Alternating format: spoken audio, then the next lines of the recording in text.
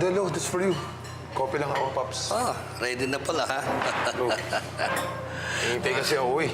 Ha? Hinihintay kasi ako. Nakaupo ka lang dyan. Di sana sumama ka na lang sa akin sa jogging. Ha? Kaysa dyan, nakaupo ka lang dyan. Ngayon, kailangan talaga akong hintayin, Pops. Tsaka, okay lang. Nakapag-workout na ako sa gym. Nag-workout ka? Saan?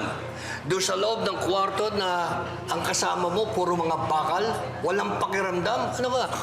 Di sana sumama ka sa jogging. Nakita mo yung mga kasama kong, wow, mga sexy kong, parang nag-zumba. Zumba. Really one of a kind, Lo.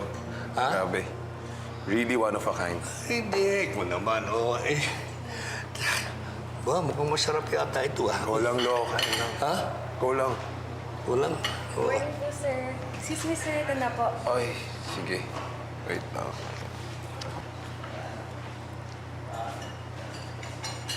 Yun. Sige, thank you. Sunod na lang ako. Sige po. Thank you po.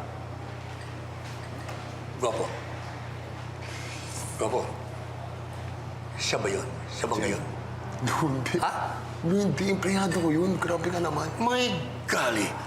Kung kukuha ka ng empleyado, medyo, alam mo na, medyo may sexy, attractive. Ha? Lo, hindi siya. Ay, sana sumama ka na lang sa akin. Oo.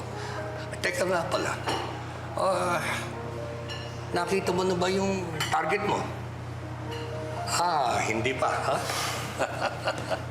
Hindi mo nakita yung target mo, talo ka sa pustahan.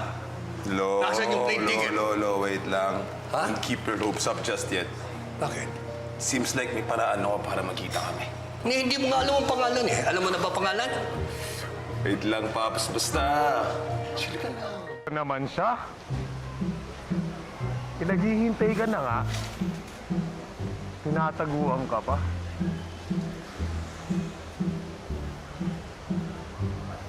Alam mo, diyan din ako pag meron ako iniiwasan na babae.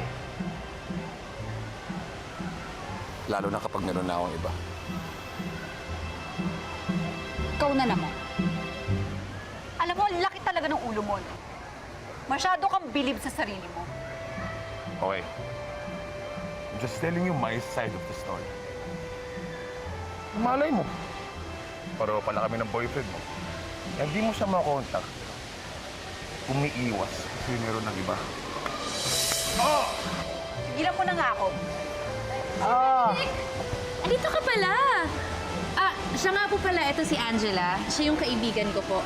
And Angela, siya naman si Sir Benedict, yung boss natin na sinasabi kong sobrang bait. At of course, si Lolo Dud. Lo. Siya naman yung lolo ni Sir Benedict. Kumusta, Iha? Kasi nampal ako sobrang sakit. Ikaw ang boss dito?